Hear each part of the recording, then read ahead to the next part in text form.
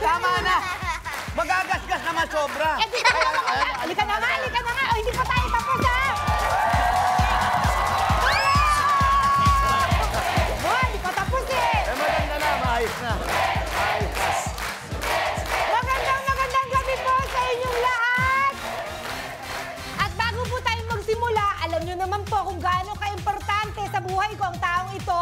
Gusto ko ay magandang ang itsura niya sa harap ninyo ngayon. Pantay na ba? Kasi lilihain ko pa. Okay na ba? Tama na. Isa na lang para talagang makinis. Bakit ba gusto mo makinis pa? Alam mo, makinis na pero may patubo na namang tigyawan. Pabayaan mo sila. Nag-i-enjoy sila dyan. Isa na lang talaga. Aray! Sorry, masakit. Natuklap. Natanggal yung masilya eh. Di pa nga to yun eh. Sorry, ito na. Kiss mo na ako para. Huwag mo nga. Kiss mo na! Masakit ba? Oh. Sorry naman. Huwag ka na umarap.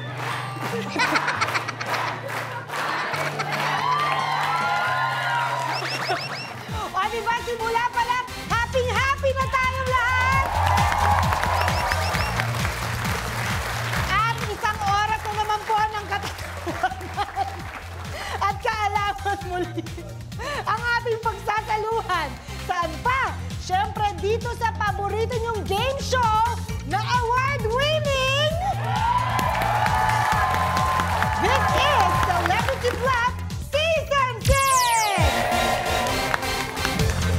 Kambal na tuwa ang nabibigay sa atin gabi-gabi ng bagong paboritong sirena serye sa GMA Telebabad. Our players for tonight, the cast of Kambal Serena! Ang reyna ng Serenadia, Reyna Aruana, Angelica de la Cruz! Kasama ang kanyang kanang kamay na si Ataba, si Paula Ravales! Ang rich at beautiful girlfriend ni Kevin na si Macy, Winwin Marquez, at ang isa pang sirenang siguradong paiibigin tayo mula sa kailaliman ng dagat, Betilia Rich Asuncion!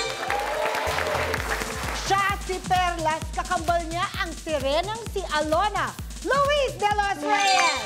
At kasama niya si June, isang anak ng mangingisda na may in love kay Alona. Mike Tan! Kami nagtataka, bakit wala si Kevin? Nasaan si Kevin? Ayun si Kevin, oh. Asan? Kevin, ba't hindi mo ako sinasamahan dito? Ang taas ng boses ni Kevin. Ayun pala si Kevin. Well, players, good luck sa inyo. Enjoyin nyo lang to. At huwag kayong mag-alala. Narito ang mga maaasahang gang na mamamam, ang gang na mga etchos magtuturo o manloloko o magpapanalo sa inyo. Meet our gangnams, ang pambansang alien, Brad Pitt!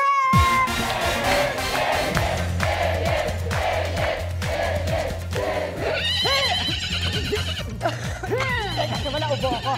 Terry Honor! Sino ka ba? Ako si Amor. Amor?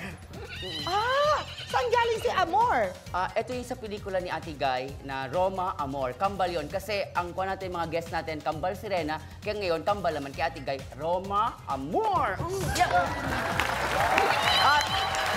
At ito ay pinalabas noong December 8, 1978. Ang kakambal niya si Amor. Si Amor. So, siya doon ay hinete? Si Amor ang hinete, si Roma ang isang singer. Hinahanap ko pa si Roma? Roma? Tawagin mo. Roma! Here! Roma! Subukan mo naman umandar! Nakakangawit! Ang pinakamakinis na gangnam, Jose Manalo!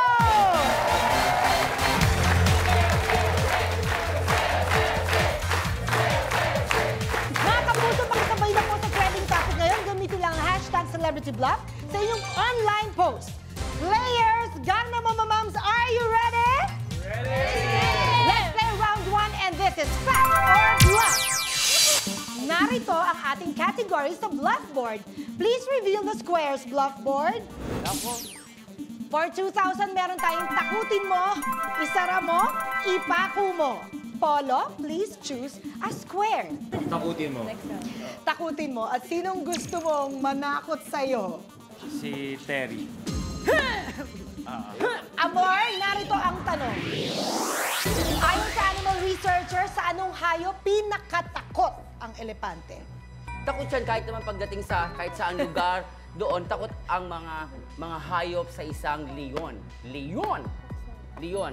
Kasi leon kahit sino kinakain niya, lalo pag gutom. Kaya nga itong kabayong ito nasa akin to dahil kasi makakain siya ng leon. Kaya kip ko, kung ikaw nasa tabi ko, hindi ka tasaktan ng leon. Tingnan mo ang kabayo, hawak-hawak kong ulo. Nasa nakatawan yan? Kinain ng leon. At buhay pa, ha? Buhay pa. Leon yan, leon. Brad Pitt. Bubuyog. Kasi yung sting nun, masakit eh. So, takot sila. Yun nga, masakit yung sting. Gusto ko ang seriousness mo ngayon, ha? Oo. Nagigising lang. Ah. Hindi pa Naghahapunan. Hindi pa nagmimerienda. Di ba kami merienda? Parang nalimpungatan lang, no? Oo nga eh. So, bubuyog. Ano ikaw? Usus. Daga! Wala nang iba. Brad, daga. Kahit sino, kahit tao, takot sa daga eh. Kahit anong hayop, takot sa daga. Kasi sa laki niya, masyado siyang natatakot doon sa maliit. Kasi yung daga, mahilig magkutkot. Ang kinatatakot niya, baka mamaya makatulog siya, paggising niya, yung nguso na lang ang naiwan sa kanya dahil kinutkot na to ng daga. So, Polo, ang sabi ng pinili mong gang na mamamam na si Amor, Leon. Is it a fact or a bluff? Fact. Fact. Fact na fact na? Fact na fact. Tingnan natin kung fact na fact niya. Sana. Sana? Anong sabi ng blackboard? Please reveal. Oh! Sorry, dahil ito po ang fact. Tama naman si Brad Pitt. Takot ang mga elepante sa bubuyog. Sa Africa, ginagamit ang mga recorded sound ng bubuyog upang takutin ang mga elepante na nagbabantang sumira ng mga puno at pananim nila. So, Polo, ang inyong 2,000 ay paghahatian ni Rich, Winwin, Luis, and Mikey both have 1,000! Rich, please choose a square. Isara mo. Isara mo, and please choose a gangnam. Bukod kay Amor. Si Mr. Jose Manalo. Para manalo kami. Tama, win-win yan. Bakit? Mayaman na, win-win pa. Rich and Winwin. Jose Manalo. Ganda ang combination. Narito ang tanong. Noong 2013, pinasara ng pamahalaang Netherlands ang 8 kulungan sa iba't ibang bahagi ng kanilang bansa dahil... Sa bagong constitution nila, pinasayan. Ito, seryoso to, ha? Makinig kayong dalawa. Kasi pag hindi kayo nakinig, ibig sabihin, hindi nyo napakinggan yung sinabi ko. So, kaya pakinggan nyo mabuti. Yan yung bagong constitution nila, pinasara yan. Kaya pinasara, sa anong kadahilanan, yun ang hindi ko alam. Basta pinasara nila. Alam mo, nakinig pa kami sa'yo. Wala naman palang kwenta. Bakit pinasara? Dahil Bakit nga? bagong, Bagong? di ka nakinig.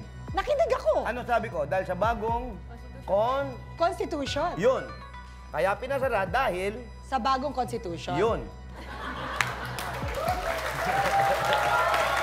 Alien. Pinasara yan kasi kukunti yung kriminal. Marami pa yung gwardiya eh. Ayun lang, oo. Kaya ang babait ng tao dyan eh. So bakit pa sila magkakaroon ng kulungan kung wala namang ikukulong? Oo, so ano... Kaya nga pinasara na kasi wala namang ikukulong. Oh, bakit? So, yun din ang sagot mo? Pinapaliwanag ko lang. Amor. Saan ka ba pupunta? Dito. Alam mo, pinasarado yan kasi para magkaroon... Ayan, dito ka lang ang Wild. Sabi ko siya, matulog ka ng tanghali. Kaya pinasarado yan dahil kasi nirelocate yan. Hinanap ng bagong relocation para may ilayo sa komunidad. Maniwala kayo sa hindi. Alam mo, pupunta nga ako doon eh. Saan nilipat yung kulungan? Basta, nirelocate. Hindi ko nga alam eh. Kaya nga ako naglalakbay para hanapin sila ngayon.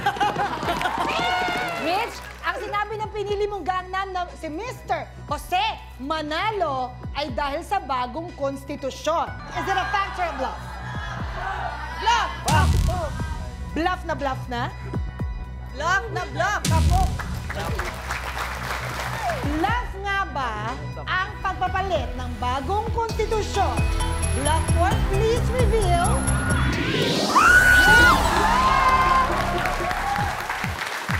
Galing mo! Ang galing mo daw, Win-Win. Because of that, you have 3,000. At narito po ang fact. Dahil wala raw masyadong krimen sa Netherlands, tama si Brad Pitt, nagpasya ang government nito na ipasara na lang ang 8 kulungan dahil kulang naman ang kriminal. Ang ganda ng problema nila, no? Oo.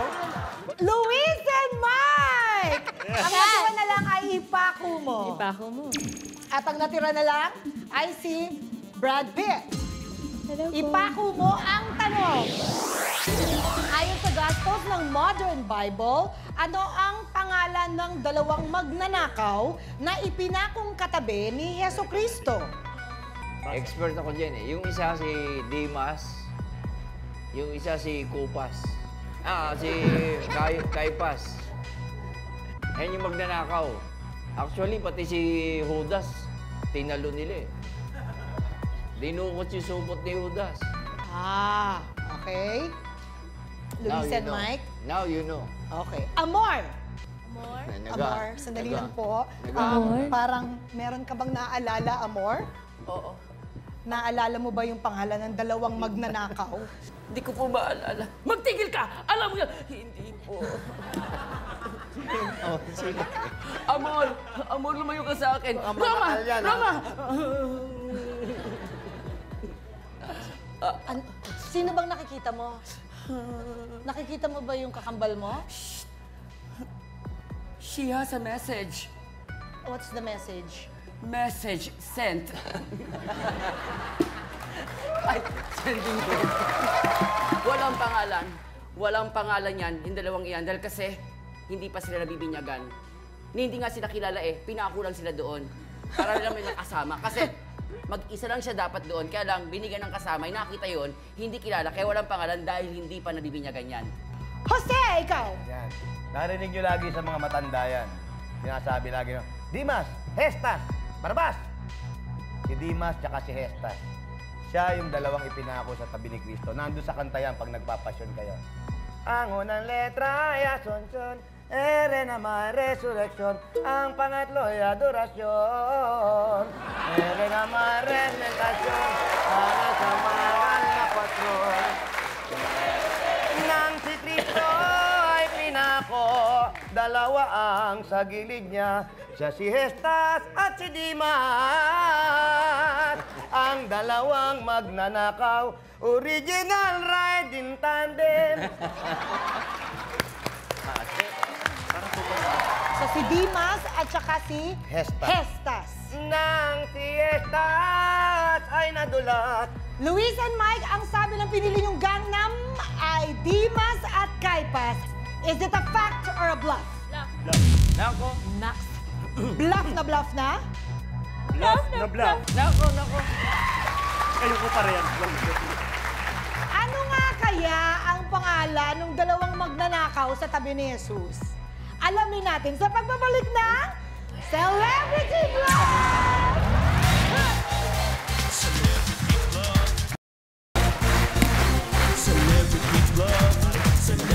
Wala nang palitan, bluff na. At ano ang sabi ng bluff board? Bluff nga ba? Please reveal!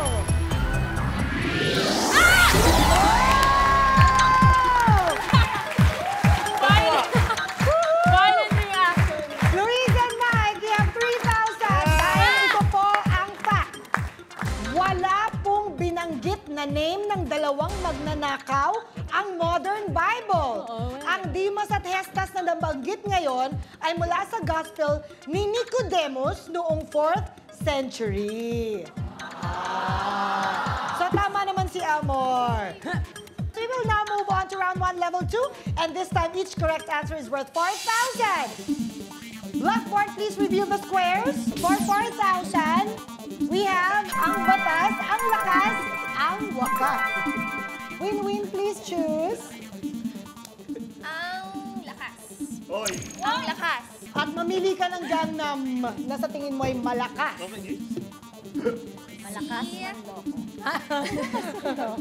Amor po. Amor. Very Amor. Amor, narito ang tanong.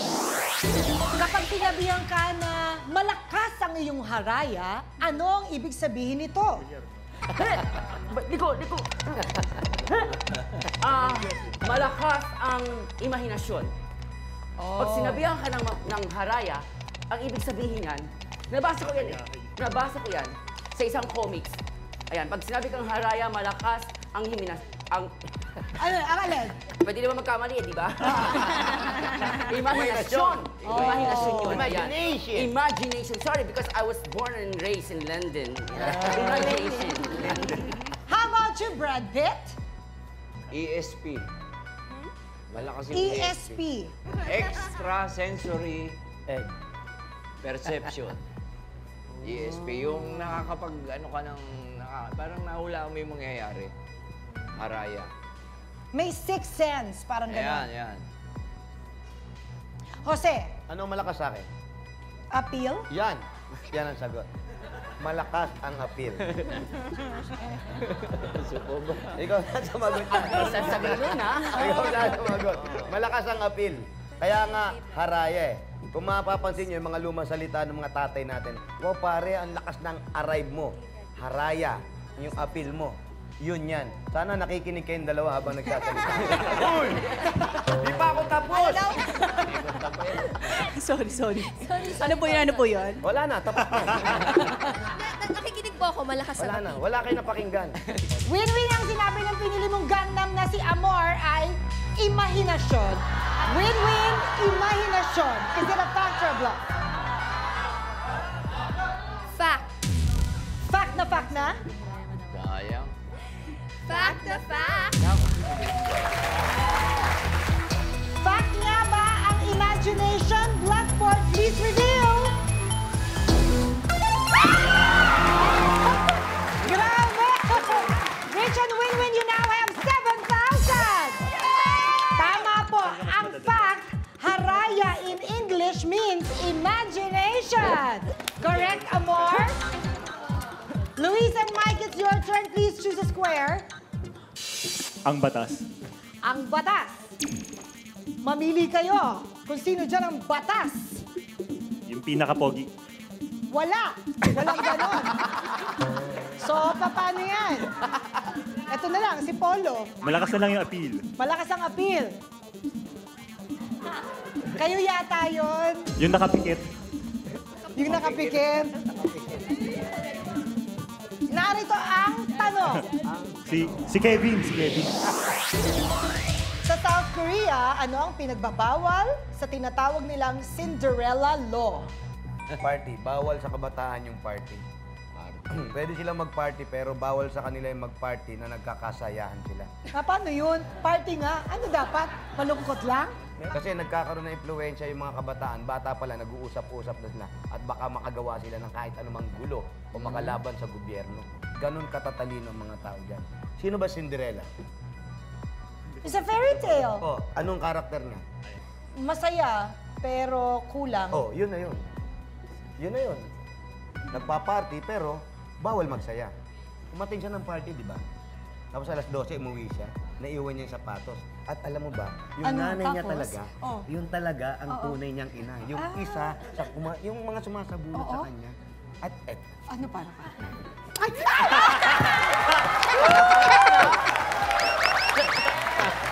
Nakakagawa lang Na-trap. Pambansang alien? Una, Oo. alam mo, kagagaling ko lang na Europe, kaya alam ko to eh. Kaya pala medyo mababang energy kasi may jet lag. Nalaglag ako sa jet. South Korea. Ang bawal dyan, maigpit sila sa sugal. ha? Sa sugal. Gambling. So, ang mga 16 after 12 midnight, bawal na yung gaming, maski yung online, mga website, bawal na sa kanila. Kaya Cinderella Law. 12 midnight, mga kabataan, bawal magsugal. Amor, Bawal pag after 12 midnight, bawal mag-meeting tungkol sa gobyerno. Dahil mahigpit niya sa South Korea. I should know. bakit? You know what I mean. You're old enough. Bata pa sila. Luis and Mike, ang sabi ng pinili niyong Gangnam ay bawal mag-party. Luis and Mike, bawal mag-party. Is it a fact or a bluff? Fact. Fact daw po. Hindi kayo nakikinig. Fact na fact na? Fact na fact. Fact nga ba ang bawal mag-party? Bluff board, please reveal. Oh! Sorry! Dahil ito po ang fact. The new system called the Shutdown Law or Cinderella Law blocks those under the age of 16 from accessing gaming websites after midnight. Tama si Brad Pitt. So, Luis and Mike, ang inyong 4,000 ay paghahatian ni Paula, Angelica, Rich and Winwin. Rich and Winwin, you have 9,000. Paula, Angelica, you have 2,000. And you have a chance, Angelica. Thank you. Yes! Sweet. Ang ganda-ganda pa naman ng makeup. Ang wakas ay hindi pa pala wakas. At ang hindi na lang napipili ay Brad Pitt. Eto ang tanong. Sa calculation ng scientist na si Sir Isaac Newton, sa anong taon daw posibleng magwakas ang mundo? 30-10. Tagal pa pala? Mga 12:30 yan. Tagal pa. Wala na tayo nun. Ewan ko sa'yo. Ay, alien ako, buhay pa ako. Kaya nga. Alien! 30-10. Okay. Amor. July. Alam mo, kaya maraming kaguluhan ngayon nangyayari lalo na sa gobyerno. Dahil kasi, alam mo, magbubunaw, magwawakas ang mundo, 2016. Nako! 2016 yan! Sandali! Bago mag-eleksyon! 2 years na lang! 2 years na lang. Ang panukala dyan, alam ko, ayan, naiyak ako. May isang matanda lang sabi, 2016 bago o after election. Kaya kita mo, yung mga politiko, nagtatalo-talo, nag-aaway-aaway dahil kasi nga malapit ang magunaw ang mundo. Kaya naku, Paano ka nasa politika? ayun na nga Baka Pero kailangan gumawa ng mabuti. Ano ang gagawin mong kabutihan? Dapat! baka kailangan ng himala! May himala! Ano ang gagawin panukala? Project. Ang mga project! Yan. Lalo dito sa Manila, di ba? Ha? Every day, mga tao, reklamo sa traffic. Oh. Di ko kayo sumakay para maglakad kayo! Para walang traffic! Walang traffic! Ang tatamad ninyo! Tatakbo ka ba? Oh! Hindi, tumakbo ka na! Ayaw, may kabayo. Tumakbo ka na! Tuloy! Kahit anong andalya, tuloy pa rin yung takbo! Pag ako naging mayor! Para-paraan! Nangangampan niya! Jose, Matagal-tagal pa, pero malapit na. ano ba talaga? Matagal malapit. 2060. 2060. Yun lang kung gusto nyo manalo. Kung gusto mo magtagal dyan at yung lipstick mo magamit pa hanggang mamaya. Bakit mo Congresswoman, nasabing 2060? Kasi sa sobrang, unang-una yung init natin, kung mapapansin natin yung pagtag-init, halos dumatagos na talaga sa balat kung mararamdaman niya. Ayun. Yung- Ang tawag niya, global warning. Yan! Global Warning? warning. Warning? Oo, wina-warningan tayo. Mainit na, mainit na. Oo. Tama naman yun. Yung solar natin na nabubutas. Ba't ba butas sinasabi nyo? Ba't walang butas? Nasisira na. Kaya 2060. 2060. Ikaw, sandali, kung magugunaw ang mundo, ano yung huling-huli mong gagawin na gusto mong gawin sa buhay mo? Ba't ka interesado? Baka involved siya eh. Hindi, baka sakaling nandun ako sa mga oras na yun, magkasama tayo. Kung magkasama tayo, ang huling-huli kong gagawin siguro ay magpapasalamat ako sa Ganda. Ganon din ako. At sasabihin ko, sana magkita tayo ulit sa susunod na buhay. Hindi lang sa... Ganda. Kaya ako rin, gano'n. Magpapasalamat ka ako. Kahit hindi tayo tao, kahit maging kuto tayo, sana magkita tayo ulit sa isang bumbunan. Sana. At hindi na tayo maghihiwalay. Kasi napansin ko, siguro nagkita na tayo noon, kaya lang hindi talaga tayo nagkakatuluyan. Paano nga? Katulad ngayon, hindi rin tayo magkakatuluyan. Huwag mo sabihin at huwag mong tapusin yung pag-uusap at huwag mong tapusin yung buhay. Hindi, yun ang fact, hindi tayo magkakatuluyan. Bakit ka mo? Hindi talaga panahon pa eh. O kaya nga, darating naman yung panahon. Ano, sabi mo na ngayon kung ayaw mo sa akin. Hindi yung ganito. Hindi kasi, akala ko yung ganyang pinapakita mo sa, alam mo ako, palaasa ako eh, tanga ako eh. Mahilig ako umasa. So akala ko meron, pala wala. Kung palaasa ka, ibig sabihin maghihintay ka, tama? Pero huwag mo sabihin hindi na magiging tayo.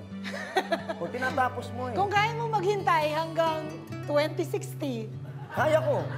kaya mo. Kaya mo. Hindi, maghihintay ako. Hintay kita. Be waiting for you. Totoo ba yan? Ay, nako. Ikaw rin. Paano? Ano gusto mo? Lupa? Makinabang. Kasi wala pong nagsasabi sa akin ng gano'n eh, yung maghihintay ako. Ano, no? Totoo! Ano? Wala pong nagsasabi sa akin na maghihintay siya sa Mag-aantay akin. nga ako. Saan ka mag-aantay? Saan ka ba dadaan?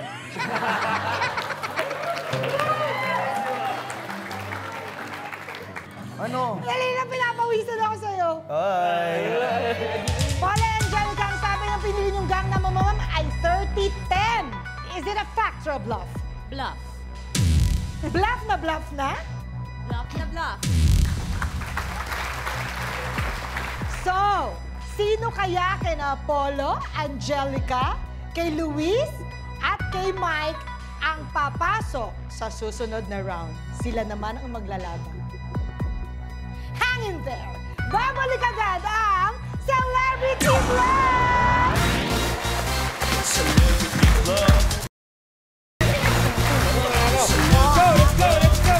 Kita niyo naman, hindi ko kayo binitawan, ha? Kahit nabasang-basa yung mga kamay niyo, ha? Kaya tayo eh. Anong panalangin mo? Sana manalo kami. Okay, sige, tingnan natin. Sana.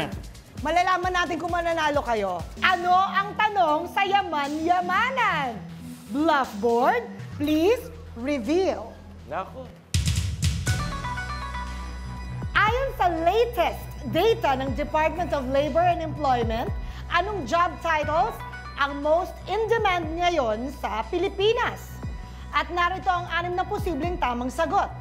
Accountants, call center agents, teachers, sales professionals, mason, nurses.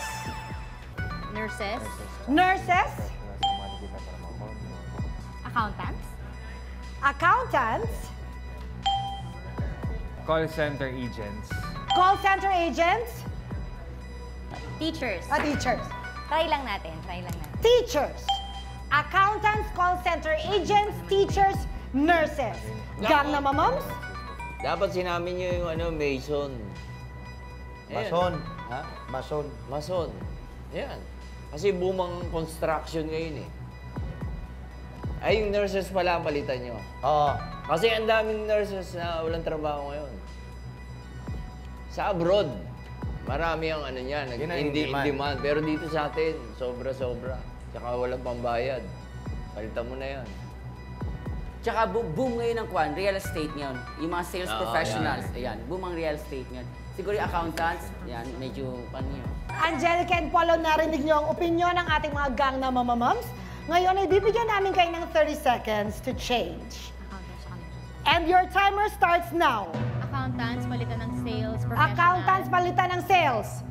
Yung nurses, palitan ng... Ano? Yung nurses, palitan ng... Yun na lang, dalawa lang eh. Accountants lang, tsaka Yung nurses, palitan ng... mason. Mason? Oo. Accountants lang. Nurses, palitan ng Mason? Sure ka? Papalitan ba natin to nito? Opo. Opo. Papalitan daw po. Nako! Mamaya na kami magsisisihan sa backstage. Bago kayo magsisihan, i-reveal muna natin ang call center agents. Is it a fact? It's a fact! You have 25,000! Go, Polo. Get. Thank you. Next, Katens. we open. Sabi ni Amor, malakas ngayon ang real estates, no? Yeah. O ang mga pagbebenta. Sales professionals, is it a fact? It's a fact! Yay! You have 50,000! Yung pala ngayon ang mga in-demand. Katens, Katens. Pasok kaya, ang sinasabi nila ang in-demand ngayon ng masoni sa construction at hanggang ngayon, pasok din pa kaya ang teachers. Malalaman natin. Sa pagbabalik ng Celebrity Love!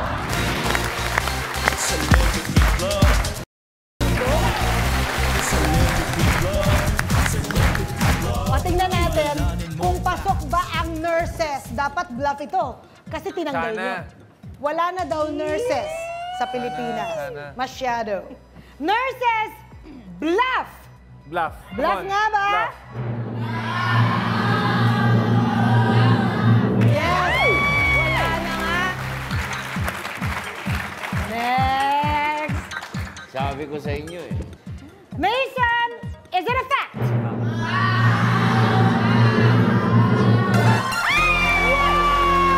Wow! See? You have 75,000! Wow! Ayan na. Teachers, Let's go. is it Ayan na. for 100,000? Naka po. Teachers! Is it a fact?